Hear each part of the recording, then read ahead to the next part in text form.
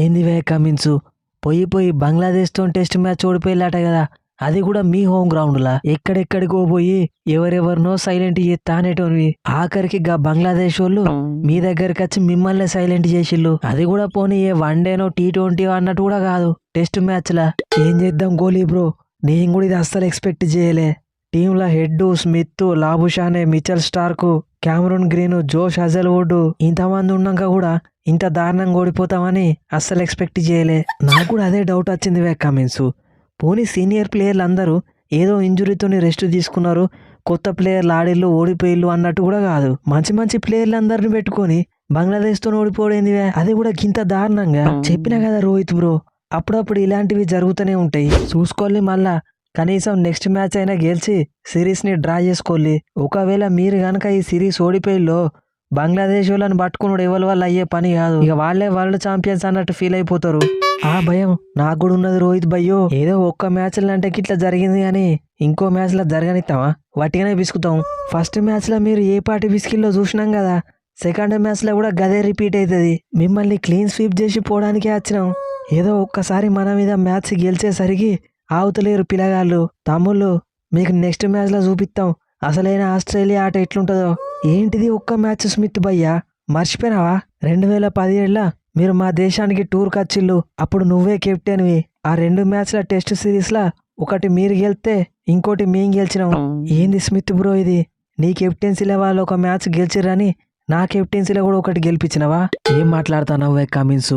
టీంలో నేను ఉండంగా కూడా ఈ బంగ్లాదేశ్ వాళ్ళు రెండోసారి మన మీద గెలిచిర్రంటే అది ఎవరికి అవమానం? ఫస్ట్ ఇన్నింగ్స్లో 198 రన్స్ కొడితే అలా 71 నేను ఒక్కనే కొట్టినా. ఏ ఒక్క బ్యాట్స్మెన్ కూడా నాకు సపోర్ట్ ఇవ్వలేదు. కరెక్టే కానీ మళ్ళీ మనం సెకండ్ టైం బ్యాటింగ్ చేసినప్పుడు మన గ్రీన్ సెంచరీ చంపిండు. నువ్వు కూడా ఆయనతో పాటు సెంచరీ కొట్టేది ఉంటే మనం ఖచ్చితంగా ఈ మ్యాచ్ కనీసం డ్రా అన్న చేసుకుంటుండే. బాధపడకువే కమిన్స్, నెక్స్ట్ మ్యాచ్లో వీళ్ళని ఎట్లా విసుకాలంటే నెక్స్ట్ టైం ఆస్ట్రేలియాకి రావాలంటే భయపడాలి. స్మిత్ భయ్యా, నేను కూడా ఒకటే చెప్తున్నా, నెక్స్ట్ టైం మేము ఆస్ట్రేలియాకి వస్తానామంటే మీరు భయపడాలి. అట్లుంటది నెక్స్ట్ మ్యాచ్. ఏంది మహమూద్ తమ్ముడు, మా దగ్గరికి వచ్చి మాకే దమ్కి ఇస్తున్నావా? ఏదో అడ్డిగుడ్డిలా ఫస్ట్ ఇన్నింగ్స్లో 6 వికెట్లు, తర్వాత ఫోర్త్ ఇన్నింగ్స్లో 3 వికెట్లు తీసినావు. అంత మాత్రానికే ఆపోజిట్ టీంలో స్టార్క్ ఉన్న విషయం కూడా మర్చిపోతానవా? ఉంటేంది స్టార్క్ భయ్యా, నువ్వు హెజల్వుడ్ ఇద్దరు కలిసి 9 వికెట్లు తీస్తే నేను ఒక్కనే 9 వికెట్లు తీసిన. నెక్స్ట్ మ్యాచ్లో కూడా ఇదే రిపీట్ అవుతుంది. మిరాజ్ బ్రో, టెస్ట్ ర్యాంకింగ్స్లా మనం లాస్ట్ నుండి ఒక పొజిషన్ ముందున్నాం. టాప్ 10 బ్యాట్స్మెన్లల్లా మన ప్లేయర్లు ఒక్కరు లేరు, టాప్ 10 బౌలర్స్లల్లా మన బౌలర్ ఒక్కడు లేడు. కానీ టాప్ 10 ఆల్రౌండర్స్లో మాత్రం నువ్వు ఒక్కనివి 3వ పొజిషన్లు ఉండి మన పరువు కాపాడినావు.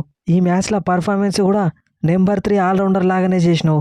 మనం గెలవాలంటే నెక్స్ట్ మ్యాచ్లో కూడా నువ్వు ఇదే పర్ఫార్మెన్స్ రిపీట్ చేయాలి. ఖచ్చితంగా షాంటో, నెక్స్ట్ మ్యాచ్లో కూడా మన అందరం కలిసి ఇదే విధంగా మ్యాచ్ గెలవాలి. తమ్ముళ్ళు, నేను కూడా టెస్ట్ ర్యాంకింగ్స్లో నెంబర్ 3 ఆల్రౌండర్నే, బౌలింగ్ ర్యాంకింగ్స్లో కూడా నెంబర్ 3 బౌలర్ని నేనే. నెక్స్ట్ మ్యాచ్లో మిమ్మల్ని వట్టిగానే విసుకకపోతే నా పేరు మిచెల్ స్టార్కే కాదు. ఛాలెంజ్లు ఎందుకు స్టార్క్ భయ్యా, నెక్స్ట్ మ్యాచ్లో చూసుకుందాం మీ ప్రతాపమో మా ప్రతాపమో. షాంటో తమ్ముడు రెచ్చిబో, మా సౌత్ ఆఫ్రికా న్యూజిలాండ్ సపోర్ట్ కూడా నీకే. ఎన్ని రోజులని ఆస్ట్రేలియా నియంతృత్వ పాలనని భరించుకుంటుంటాం, వాళ్ళని గిట్లా విసుకుతానే వాళ్ళకు బుద్ధి వస్తుంది. ఏంది బావుమా భయ్యా, కొత్తగా బంగ్లాదేశ్కి సపోర్ట్ చేస్తున్నావు? ఏం లేదు కమిన్స్, ఇప్పుడు వరల్డ్ టెస్ట్ ఛాంపియన్షిప్ ర్యాంకింగ్స్లా మాకంటే ముందు మీరే ఉన్నారు కదా. ఈ బంగ్లాదేశ్తో ఓడిపోయి మీరు కిందికి వస్తే మేము మీదికి పోతాం. ఏం మాట్లాడతానో బావుమా భయ్యా, అసలే వరల్డ్ టెస్ట్ ఛాంపియన్షిప్ ర్యాంకింగ్స్లా మాకంటే ముందుకి బంగ్లాదేశ్ ఉండు మేము తట్టుకోలేకపోతాను. మళ్ళా వీళ్ళు ఆస్ట్రేలియాతో ఇంకో మ్యాచ్ కూడా ఓడిపోతే మాకంటే ముందే ఉంటారు. కమిన్స్ అన్న, నువ్వు ఎట్టి పరిస్థితులలో అది కానియద్దు. ఒక్కసారి అంటే ఓడిపోతాం కానీ ఓడిపోతాం ఆ గిల్లు. చూస్తావు కదా సెకండ్ టెస్ట్ ఎట్లుంటుందో. ఓకే బాయ్స్, వట్టిగానే ఓడిపోతాం అనుకున్నాం మనం, మళ్ళీ ఎక్సలెంట్ కంబ్యాక్ ఇచ్చినాం. 5వ రోజు 288 పరుగులు చేజ్ చేసినామంటే మ్యాచ్ మనదే. సిల్వా బ్రో, 288 చేజ్ చేస్తే గెలుస్తారు కానీ మీకు ఎన్ని వికెట్లు ఉన్నాయో మర్చిపోయినావా? ఆల్రెడీ 4 పుల్లలు తీసినావు, ఇంకో 3 అవుట్ చేస్తే బౌలర్సే బ్యాటింగ్కి వస్తారు. రేపు పొద్దుగాల ఫస్ట్ సెషన్ స్టార్ట్ కాగానే మడత పెడతాం. గిల్లు బ్రో, మేము ఆడిన ఫస్ట్ ఇన్నింగ్స్లో కూడా 90 రన్లకే 5 వికెట్లు పడ్డాయి. కానీ అప్పుడు మా కొత్త పిల్లగాడు సోనాల్ దినుషా సెంచరీ కొట్టిండు, మా డిక్వెల్లా బ్రో 80 రన్లు కొట్టిండు. ఈ మ్యాచ్లో కూడా అదే రిపీట్ అవుతుంది. మా సోనాలు 25 రన్ల దగ్గర బ్యాటింగ్ చేస్తాడు, మా డిక్వెల్లా ఇంకా బ్యాటింగ్కే రాలేదు. 5వ రోజు టార్గెట్ని వట్టిగానే ఊది పడేస్తాం. సిల్వా బ్రో నాకెందుకో మనం ఒక మిస్టేక్ చేసినాం అనిపిస్తుంది. కరెక్ట్ మెండిసు, నిన్ను ప్లేయింగ్ లెవెల్లోకి తీసుకొనే పెద్ద తప్పు చేసినావు. ఓ దిక్కు టీం మునిగిపోతా అంటే ఫస్ట్ మ్యాచ్లో 14 రన్లు, సెకండ్ మ్యాచ్లో 2 రన్లు.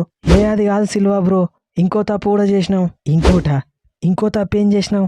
మనం ఇండియాని సెకండ్ ఇన్నింగ్స్లో జస్ట్ 193కే ఆల్అౌట్ చేసి పెద్ద మిస్టేక్ చేసినాం. వాళ్ళని తక్కువ స్కోర్కి ఆల్అౌట్ చేస్తే మంచిదే కదా మెండీసు. అలా మిస్టేక్ ఏమున్నది? ఇవాళ వాళ్ళని తొందరగా అవుట్ చేయబట్టే మనం బ్యాటింగ్ చేయాల్సి వచ్చింది. మన వాళ్ళు 4 అవుట్ అయ్యారు. ఇక రేపు పొద్దున మనం బ్యాటింగ్ వచ్చినాక మిగిలిన 6 వికెట్లు కూడా తీస్తారు, వాళ్ళే గెలుస్తారు. అదే మనం ఇవాళ వాళ్ళని ఆల్అౌట్ చేయకుండా ఇవాళ మొత్తం ఆడిస్తుంటే వాళ్ళు కుదిరితే రేపు కూడా కొద్దిసేపు ఆడి డిక్లేర్ ఇస్తుండే కావచ్చు. ఇక మన బ్యాట్స్మెన్లు మిగిలిన 3 సెషన్లు ఎట్లనో గట్ల సర్వైవ్ అయితే కనీసం మ్యాచ్ డ్రా అని అవుతుండే కదా. మనం ఏమన్నా కావాలని అవుట్ చేసినావా? అవే వాళ్ళంతటా వాళ్ళే తొందరగా అవుట్ అయిపోయారు. బై గాడ్స్ గ్రేస్ రేపు వర్షం వల్ల ఒక 2-3 సెషన్లు ఆగిపోయి మిగిలింది మనం సర్వైవ్ కాగలిగితే మ్యాచ్ డ్రా అవుతుంది. సిల్వా బ్రో మ్యాచ్ డ్రా అయ్యే ప్రసక్తే లేదు. రేపు మిమ్మల్ని ఫస్ట్ సెషన్లోనే ఆల్అౌట్ చేయబోతున్నాం. Let's meet in the ground.